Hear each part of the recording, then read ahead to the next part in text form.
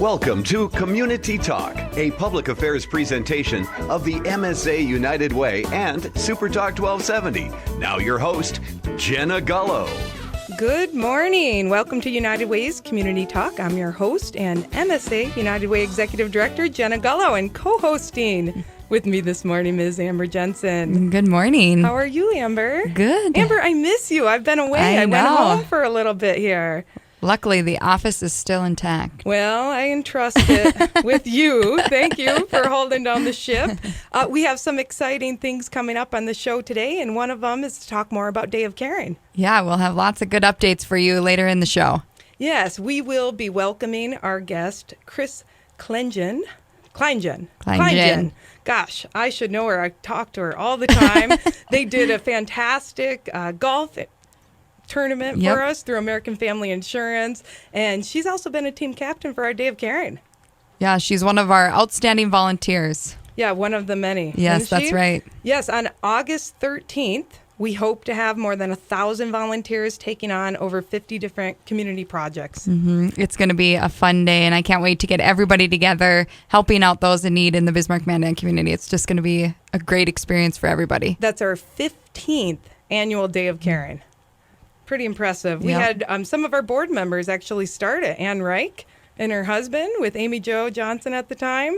So it's pretty neat to see how far we've come in the last 15 years and how many people we've helped through that program and how many dollars we've saved. Yeah, last year alone it was about $150,000. That's we saved. Unbelievable. Yep. But first, we'll be discussing a great program that prepares children for school. And at our United Way, we understand the importance of education. And so one of our big focuses is being proactive in the community and helping to prepare kids for school. So we're ensuring they have a strong foundation to be successful, not just educationally, but, academically, but also in life later. So one program that plays an important role in preparing children for success is the Dolly Parton Imagination Library. And just last year, our Imagination Library sent more than 35,000 books to children in our community. Wow. Pretty exciting. Amazing. So our first guest, I am very honored to have her in studio with us today. She is a longtime advocate of education, of children, of volunteerism. We are so excited. I welcome you, North Dakota First Lady Betsy Dalrymple. Well, thank you, Jenna. I'm glad to be here with you and Amber this morning. Isn't this kind of fun? Super Talk 1270 gives us this hour to really highlight community programs and good people and advocates. And so the Dolly Parton Imagination Library is something you've been working on for a number of years. It has. When I first became First Lady, I had a lot of people give me some great ideas of different things that I could do. And I thought I really had to go back to my passions in life, so which are education and volunteerism. So it became apparent to me early on through the advice of Representative Kathy Hawken. She's the state representative from Fargo, and from Mark Bernston, who is a music teacher at West Fargo. They both contacted me and said, Betsy, you need to look at this Dolly Parton Imagination Library. We think it's right up your alley.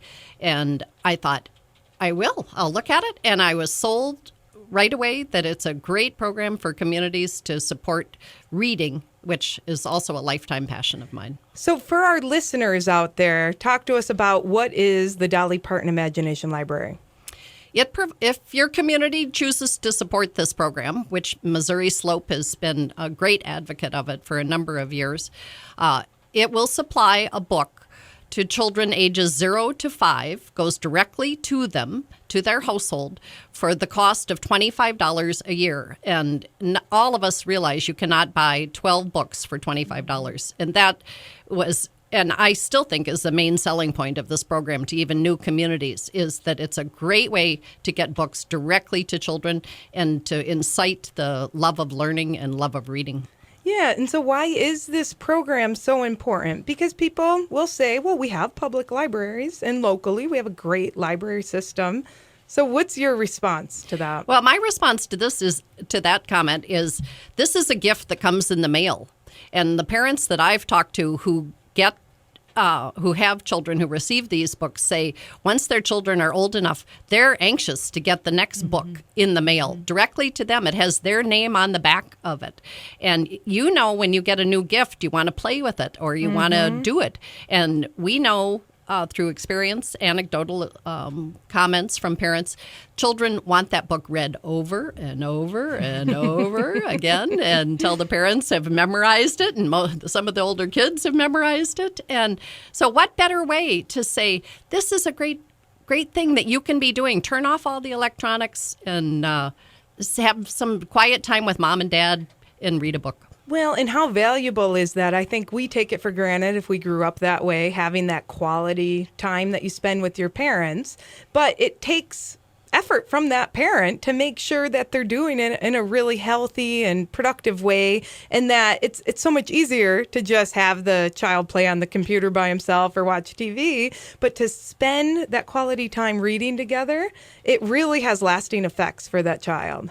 Well, and there's been a lot of research, Jenna, too, on the effect of not only and we have access to it if anyone out there wants to read some of the statistical studies that have been done on Imagination Library and how it helps prepare children better for kindergarten, better for reading.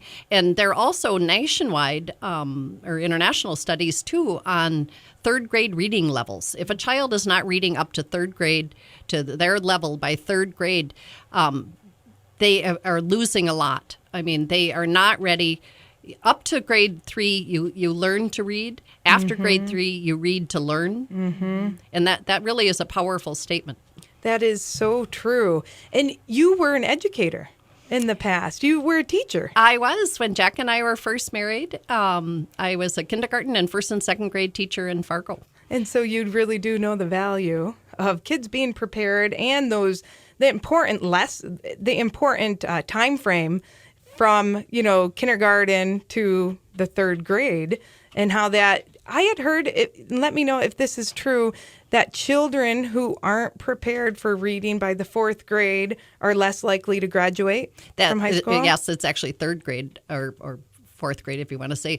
Yes, they have statistical studies showing that if you're not reading well by third grade, that you're less likely to graduate from high school. And they also, unfortunately, determine the number of prison cells sometimes on third grade reading levels. That is very scary. So this is a very cost-effective program for our community as well.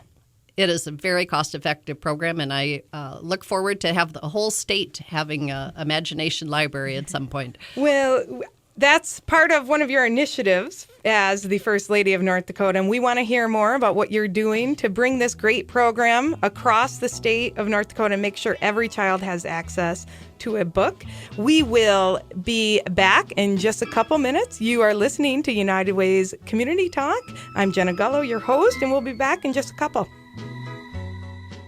Sean Hannity, weekdays at 2, only on Super Talk 1270. Welcome back to United Way's Community Talk. My name is Jenna Gullo, the Missouri Slope Area-Wide Executive Director, and your host today. Co-hosting with me is Ms. Amber Jensen from MSA United Way. Thank you. Nice having you here, Yes. Amber. But we have a fantastic guest in studio. We're very honored to have North Dakota First Lady Betsy Dalrymple to the program and in studio with us, talking about one of her statewide initiatives, the Dolly Parton Imagination Library. So tell us, Betsy, how did this program begin? Well, when I do my presentations, I always say, all right, everybody, you all have a visual picture of Dolly Parton, and there's usually quite a pause and a few chuckles. But what I really wanted to tell everyone is that Dolly Parton has a heart of gold. And she started this program in her home county in Tennessee because she realized the literacy rate was high. And so she provided a free book for any child 0 to 5 who signed up for the program. Now that program has expanded across the United States, Australia, Canada, and the United Kingdom. Wow. Since the initial launch in the program, it has gone from mailing just a few dozen books to nearly 40 million books have been mailed. Wow. And currently, over 1,600 local communities provide Imagination Library to 7 61,659 children around the world. In North Dakota, nearly 14,000 books are mailed each and every month, and I think that is just fabulous. Wow. It's amazing how one idea, one initiative, and one person can make such a big difference in getting people to really rally around the cause. And it's possible for other communities, if they don't currently have the Imagination Library, to have one for children in their area. Absolutely. And as I have said at many presentations, I've done presentations in front of many educational conferences. If you don't knock on my door, I'll probably knock on yours. And you really have been. When you started as the First Lady, that was in December, right, of 2010? December of 2010. And right. how many Dolly Parton Imagination Library programs existed in North Dakota? Well, it wasn't until January or February that I really zeroed in on that was what I was going to be my first initiative. And there were 8 currently at that time, and I visited with you and with Williston and with Cass County United Way about how their programs were going. I mean, you always can learn from someone who's already done it.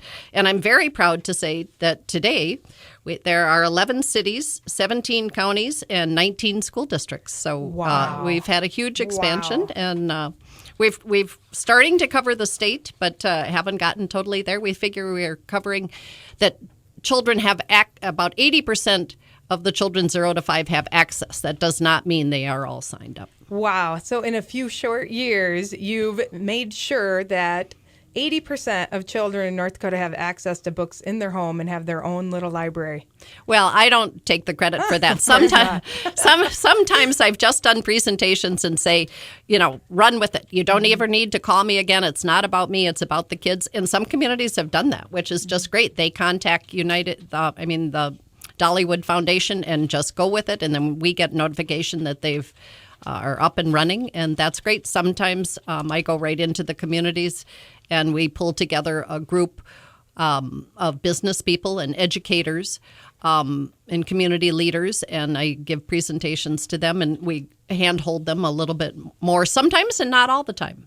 The shortest time I have to say that I made a presentation was in Belfield. Really? And we went and gave a presentation to a community group. They had a school board meeting that night, and I think they called us the next day and said, we're on. Very convincing. You're a very inspiring leader. And so now what does a community need to do if they don't have the Imagination Library and they want to start their own program?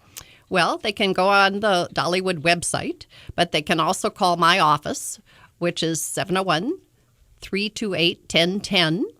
Or go to my website, firstlady@nd.gov, and make contact with us. And I am more than willing to come to a community and give a presentation. Yeah, that's really nice because it's not that difficult, really, to be able to offer this program in your community. You do have to sponsor it, so you do need a local group or a local contact. And you've probably seen many different types of groups step forward to be that contact. We have, and that's why I think it's good that it is a community effort, that it's not just usually a single person, although sometimes that has worked real well too. But a community has to raise the money, and that's probably the biggest hurdle. And in some communities I've made presentations, they have another literacy program that they are currently liking and are choosing to do that rather than Imagination Library. And so it could be a church group, it could be a Rotary Club, it could be a school. You had said there was a school city board. library. Or the library. Yeah, there can be a lot of entities. It's important that one of the entities or a member of the group be a 501c3. And the only reason for that is they get cheaper postal rates. And that's why it's been very nice with Missouri Slope United Way. You have reached out to communities around your area and have offered to be their fiscal agent, and I think that's very appreciated. Yeah, and it's easy for us because the books, Amber, you've done this quite a bit. On our end, it's not that taxing to do the administrative responsibilities for the program. No, it really isn't. I mean, once a month we go through the books and see if they got returned. Maybe someone just recently changed their address or moved out of town, and we then just contact them and just say, hey, your book is in at our office, please feel free to drop it off. And, United Way is lucky. We have volunteers that come into our office on that monthly basis, go and approve new website or address changes, go through our books. And it's just a really fun program for volunteers to get involved in. And it's nice, too, because parents oftentimes will sponsor their children. Mm-hmm. And so if a community isn't sure how to, really fundraise, or they're not accustomed to that, sometimes you have the schools kicked in, too, in certain districts? If they have some discretionary funding, yes. They have, or the PTAs or the teacher unions group have done that. Just to back up a little bit, I think there are several things that a community has to do. They have to find the 501c3. They have to raise the money, but they also have to promote the program. Mm-hmm. I mean, they have to do the PR and do a kickoff event. I've also offered to come to any kickoff event. I'll almost do anything, but I won't do dunk tanks. So I am available to come back for that, and we have done that, and that's been a lot of fun. So they have to raise the money, 501c3, do the PR, and quite often do the initial inputting. You can do it online if your community signs up for that program, but it takes less than a minute to sign up a child. It's just very basic information. And we have to say that if people locally want to sign up their child, they can go to our website at msaunitedway.org and click on the Dolly Parton logo, and you can sign your child up right away. And there's many other communities, too, that go directly to the Imagination Library website. And that's actually how, if the audience is wondering if you have it in your community or not, is you can go to the Dollywood or the Imagination Library website and click on North Dakota and then find the cities or zip codes that are covered. And if they aren't covered, call my office and we'll try to come to your community and help you set it up. And that would be 701-328-1010. Is that right? That's right. And so now we did some quick math here. So for the local United Way located in Bismarck, for our region, we currently have, 3,397 kids that are receiving books every single month. Is that right, Amber? That is correct. I mean, and it fluctuates every day. We're getting new people signing up on a daily basis, and it's just exciting to watch this program grow and to watch the people support the program as well. Absolutely, and we're looking for volunteers that are going to be targeting some of our high poverty neighborhoods. We found out, you might be very surprised, I was very surprised, 2 years ago, in Bismarck, Mandan, our high poverty elementary schools, 40% of those kids were not reading at proficiency level. I was just shocked at that. And so how can we get kids prepared sooner in life to be successful? Well, and one way is through the Imagination Library. If you get books into the household, it's a very important thing that parents take time out to read to your children. As they get older, you can, I think someone mentioned the public libraries, and that's great too. And the public library here in Bismarck has a terrific children's program. They're a great partner of ours. They always are promoting the Imagination Library because they want kids to develop that love for learning at such a young age. There's one statistic, Jenna, that I thought I'd share with you that I came across just recently, is that the study talks about the language development of young children. And the University of Kansas recently released a study stating that some children can hear up to 35 million less words by the time they're 4 years old. Wow. Depending on their household. No kidding. We all need to talk more. Wow. That's unbelievable. It is.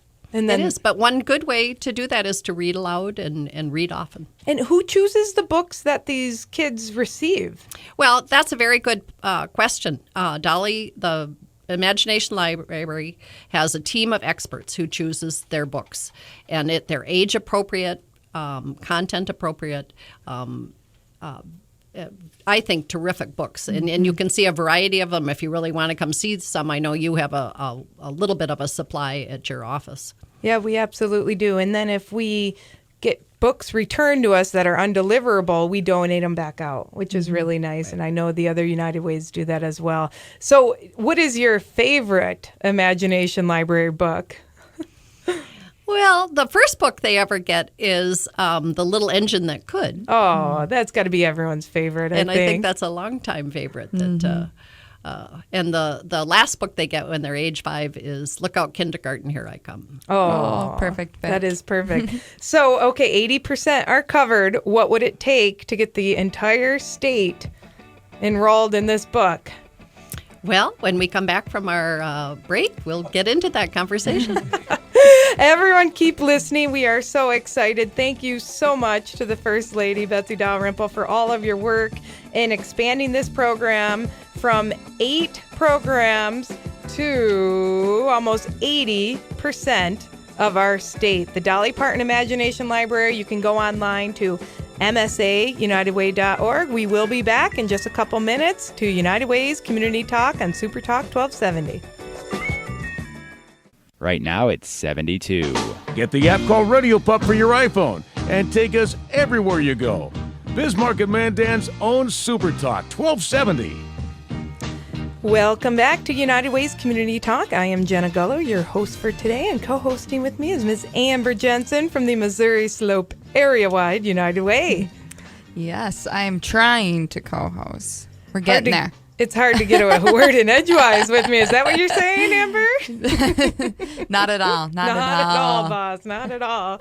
Hefe. We just had First Lady Betsy Dalrymple in. What a amazing what a lady. Woman. Mm-hmm. I mean, really, she really lives, the message that she preaches, and she's so personal and down to earth. I really respect both her and the governor so much, and all they do for all of us here at every age level. But one of her statewide initiatives is the Dolly Parton Imagination Library.